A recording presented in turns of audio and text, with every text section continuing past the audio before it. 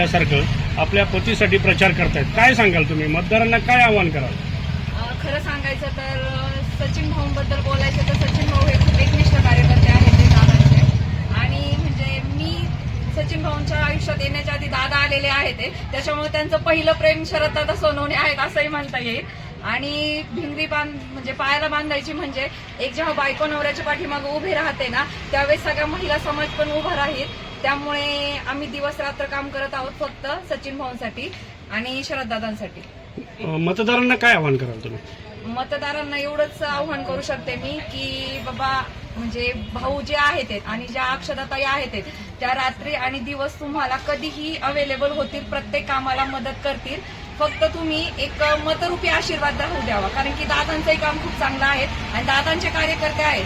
डावा आणि उजवा हात म्हणून ते जर काम करतायत तर 100% तुम्ही त्यांच्यावरती विश्वास ठेवू शकता.